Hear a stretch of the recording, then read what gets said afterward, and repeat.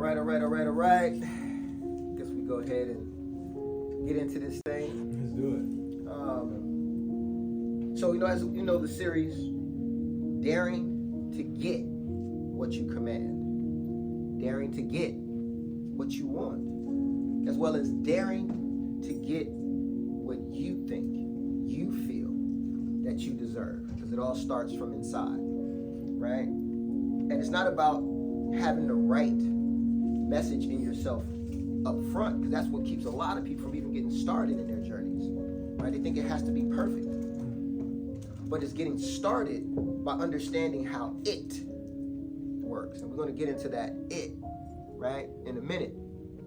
But it's about just being a good citizen of your temple, being a good citizen of the larger community, right? It's a process. And inside of this process, as we start talking about that it, everybody is living according to an it. People talk about, I have to have something, but it's going to come down to an it. I'm going to make that make sense in a moment. I want you to think about that it. Because everybody is attempting to get to a healing it, right?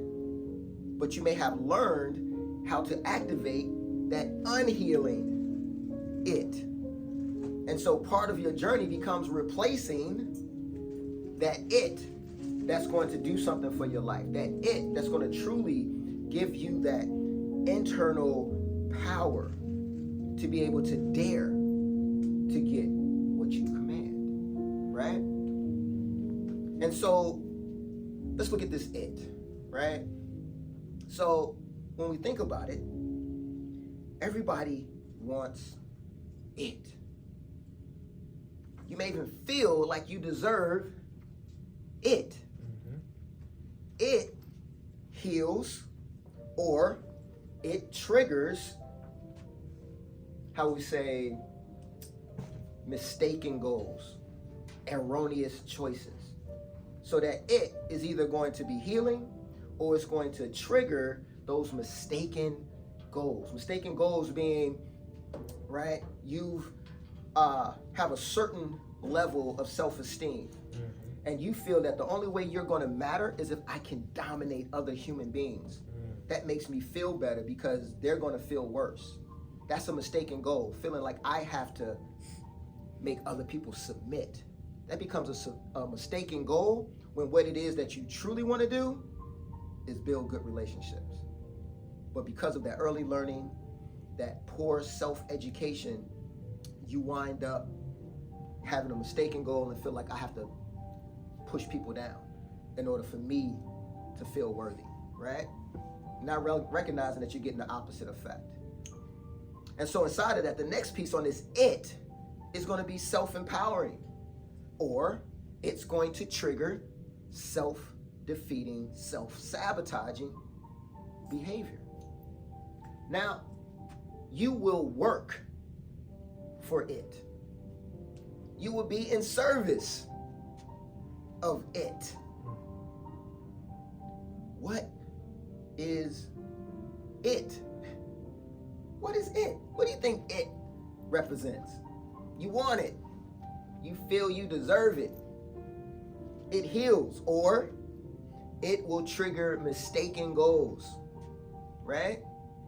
It's self-empowering, or it is going to trigger self-defeating, self-sabotaging behavior.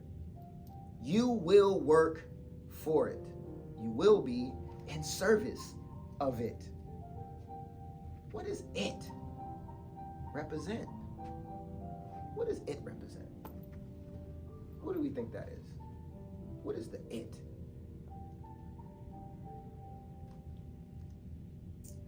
I mean, pretty much what you said, right? What you desire. Okay. So you want desire. Is that what you want? Not desire. But Okay. I think what a lot of people think that it is would probably just be success in their own eyes. Right. So, and I say it like that because you don't want desire. You want to do something with that desire. Yeah. So it wouldn't be the part that goes into you want it. You don't want desire. So that it wouldn't necessarily represent desire, right? You feel you deserve it. You feel you deserve desire, right? Yeah.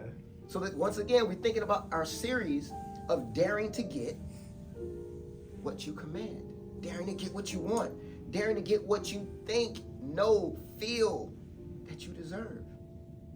So what would it represent? On the healing side, what would it represent? And then we'll talk about what it represents on the unhealing side. What is it? You know the takers? So what if it, on the unhealing side, represented problem instigating behavior? Comfort. Right. So let's say, for instance, you want it. Let's say I've learned, once again, that in order for me to feel worthy, I have to make other people feel unworthy. As a mistaken goal, right? But let's say that's the way is that problem instigating behavior? Right? Because when I'm doing this, I'm causing a problem for the other person as well as myself. Because I'm not going to be able to build relationships that's going to matter. Right? And so I'm going to make comments like, yo, I'm always alone. I have a void. There's nobody for me to actually share myself with. Right?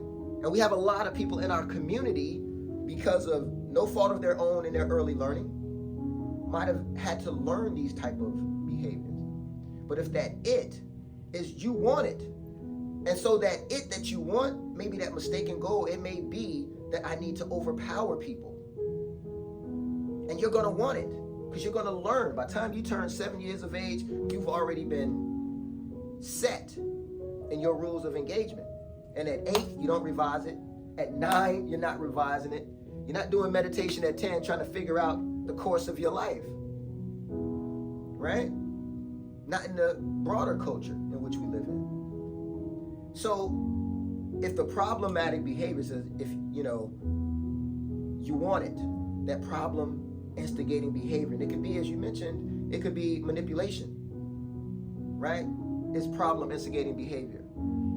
It could be subjugating other people or making them adhere to what you want, regardless of what they want. And you may use violence, mental abuse, things of that nature in order to get that person to submit because of what you're nurturing inside of you, right? And if you feel you deserve it, you feel because you've learned that you deserve to get over on people. You understand? And so instead of it healing you, because you're not going to feel good about it, you take on a sense that you are making something happen, and you would justify it in your mind. You'll create a narrative. You'll rehearse stories in your mind. But through the counseling process, I've been with these individuals, and that's not what they want. They've learned to put on that mask for the most part, unless you have a brain injury where you actually can't feel any empathy at all. There's a difference between being able to feel it and having to mask it so that you can thrive in the environment that you're in, right? I can't be living in a neighborhood where crime is rampant. You have to be a tough guy. I can't be there being empathetic, right? So I had to put on a mask, and I learned these masks early. And so it's not your it or that problem instigating behavior, which would be manipulation or trying to subdue other people. It's not going to be healing. It's not going to put people around you that's going to be loyal. It's not going to build, empowered relationships. It's going to instigate mistaken goals. And then eventually those things burn themselves out. And your emotions, the things that are around you become very singular. Right? And these are the kind of things that you'll see in mental health. Because once you get past a certain age where you're no longer hanging out in the hood, right? Being able to do certain things you did before, because there's a whole new group, there's a whole new crop. And youth, they don't see certain things in terms of being concerned with what's going to happen to them. As you start to get older, you start to be more concerned with your life, right? It's the way our brains are designed. It's the way that we're designed as humans. And so now it also that it either going to give you self-empowerment that is going to be in accordance with healing, or it's going to give self-defeating behavior and self-sabotage. So this person that we're describing, let's say, might have to go into the workforce. And now this person can't listen to the person that's over him or her, right? Because of their it. So when this person is just giving regular commands that happen inside of a job, this person is taking those as somebody trying to disrespect them. They're going to translate it through their it. You see? And so from that, it's going to take them in there. They will work for it. They will serve that it. You follow? Because in their mind, they've put it that that's what is necessary for their survival. And once it becomes part of your rules of engagement, it's going to take trauma to get you to revise or to look at it, to see how things are going. So you'll see somebody is going to go one of two ways. The person gets shot. They either no longer want to be in that kind of experience, or they're thinking, I'll be damned that something like this happened, and they're going back after it. Right? It's going to be one of those two things for the most part. Now, let's look at your it from another perspective. So from a healing point, what could that it represent? Now that we have some background on the unhealthy, unhealing aspect, the aspect that doesn't help in we-ology development, the aspect that doesn't help build community, the aspect that a lot of people, I won't say a lot, but the people who are not actively participating in building strong relationships for whatever their fear may be, whatever they may have learned. So from a healing perspective now, what would the it represent? Love. Love, right? So you want it. Let's say it's love. You want love, right? Love, you feel you deserve love, right? Changes things. It heals. Love will heal, right? And now, what's the next part? It, following the flow. The first one dealing with the heal, it empowers.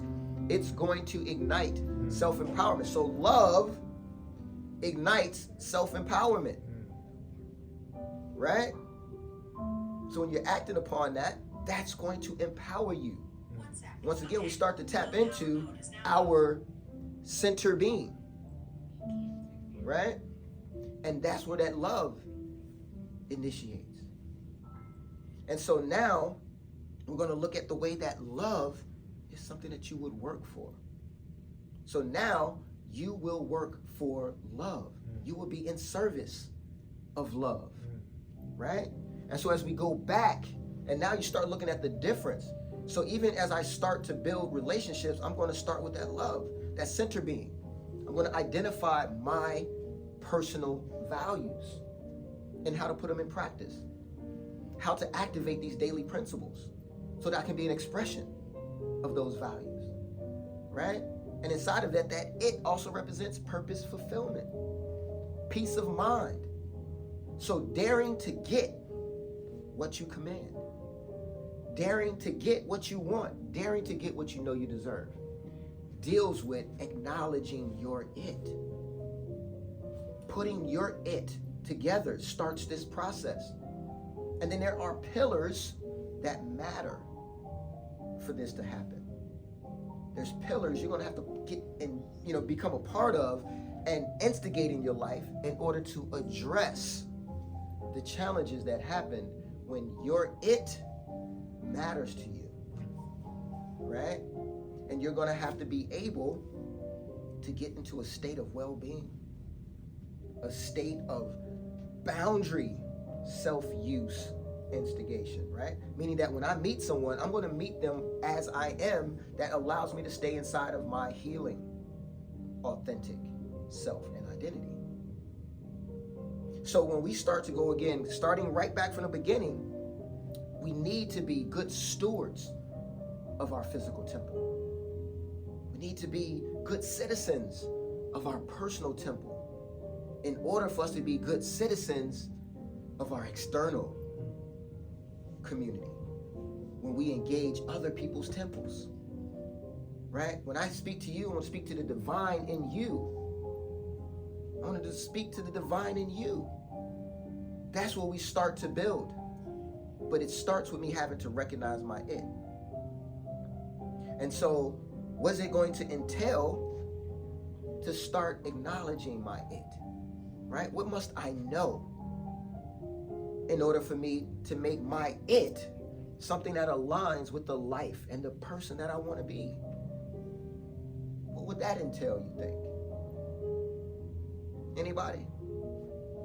What would get you to setting your foundation of your it? If it's peace of mind, if it's purpose fulfillment, right? Consistency. Say it again. Consistency.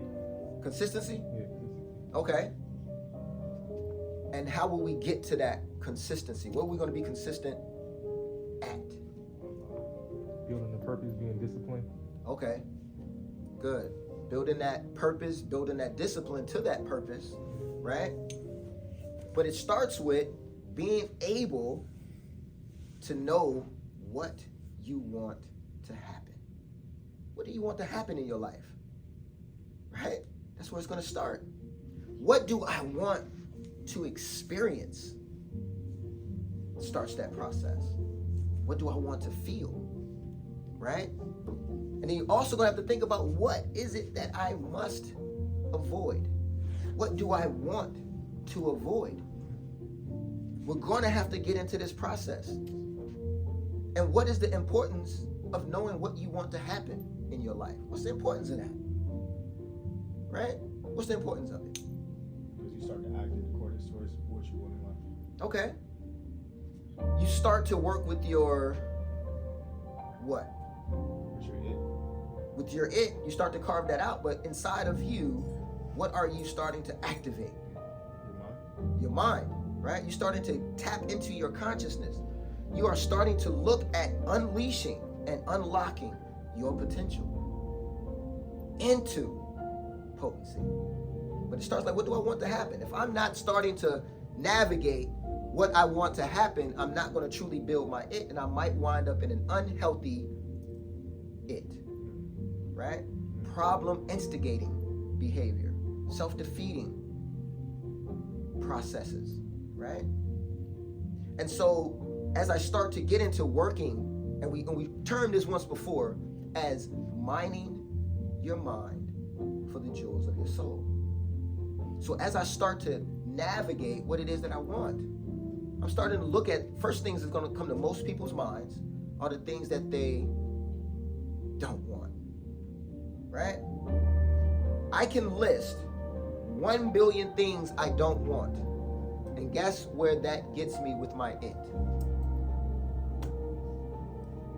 Anybody knows? Can you repeat that one more time? If I was to label and identify, categorize all the things that I don't want to happen in my life, how is that impacting my it? My purpose fulfillment or my peace of mind? How is that going to impact that?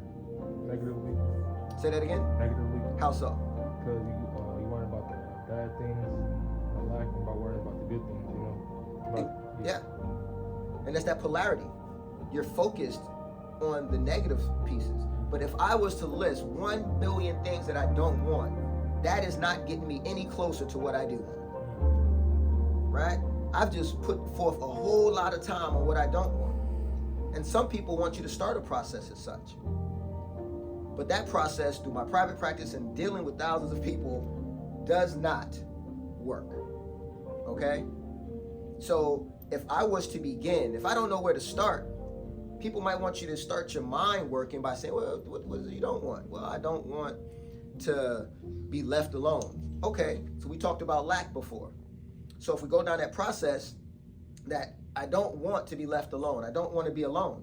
Okay, so what lack is supporting you, right, to not be there? Because there's a lack there. So obviously, if I don't want to be left alone, I feel somewhat alone, right? And so it'll start the process of looking at what I want. But going through everything you don't want won't necessarily get you where you need to go. But sometimes you got to get your juices flowing. And so if you start there and we go through our process, but a lot of people don't have the process because they haven't had someone sitting here taking them step by step. So what they're going to do is they're just going to look at what I don't want, and it's going to stop there. I don't want to be left alone. Boop. I don't want to work at a job I don't like. Boop. You know, these are periods. Right? There's going to be periods at the end of it. Right? But if you're getting started with recognizing that I want to be in a healthy relationship, right? Then we start going down that process. And then we start looking at, what do I want to experience? This is necessary because that's what you're doing everything for. Right? Your performance, what you're being compensated for. You're paid for what you do. Right? And what you do is what's going to get you to that experience of peace of mind, purpose, fulfillment, contentment, fulfillment, achievement, right? It's going to get you to those processes. But I have to start looking at what it is I want to experience.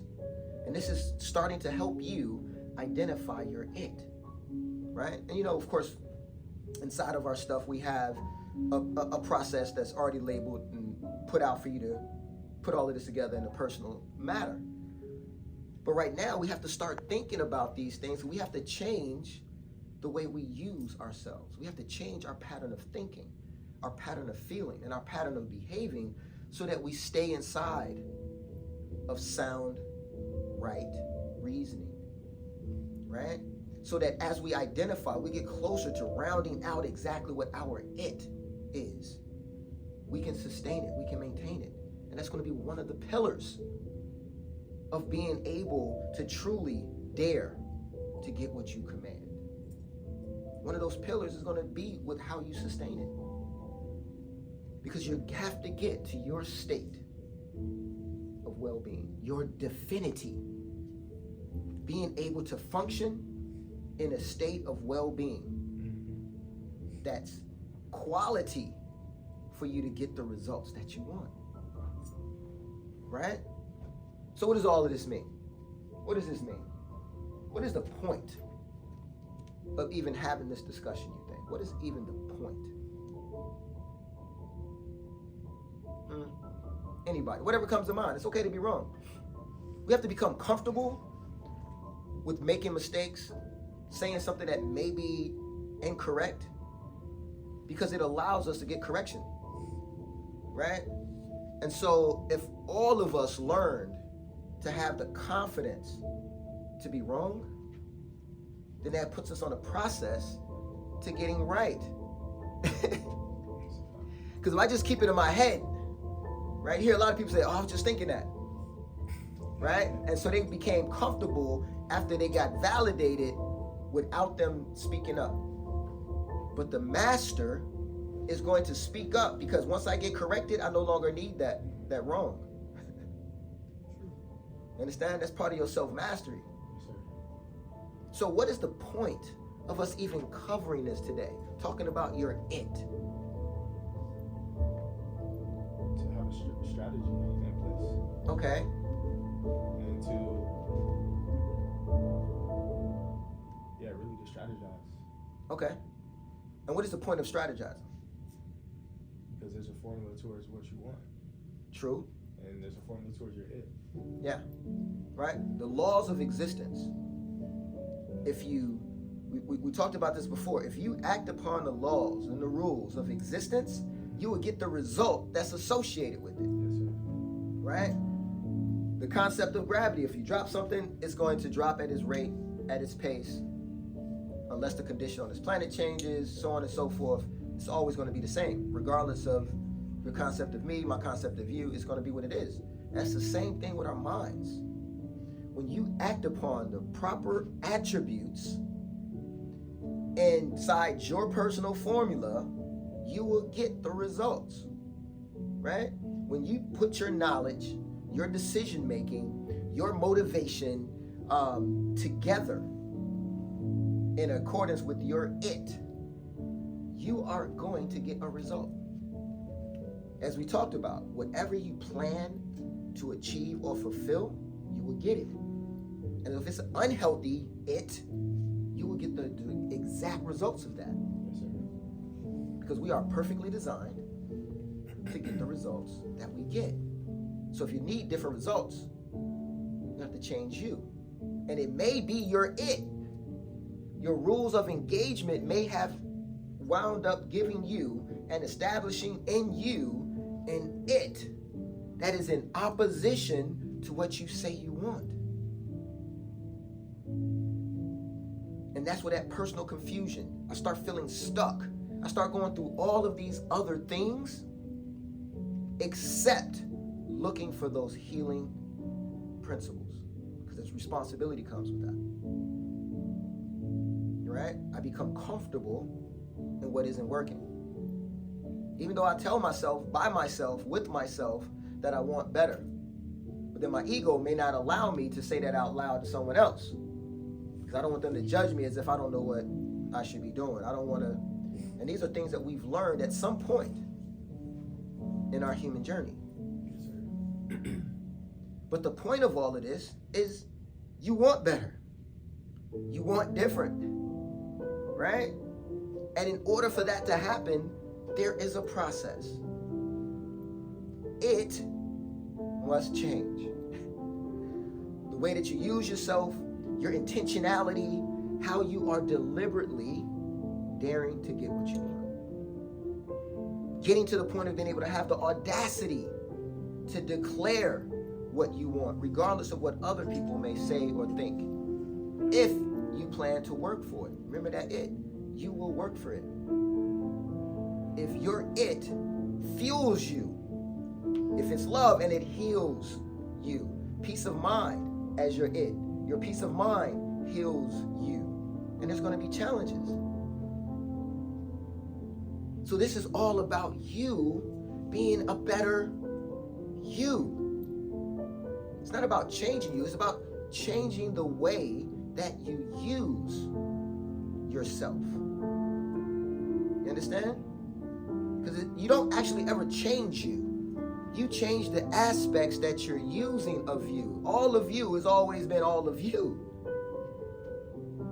But change is about tapping into that center being, your ability to become, transmuting, identifying those healing principles and being able to transmute your pattern of thinking, your pattern of feeling, your pattern of behaving, so that what you say you are about, you can be.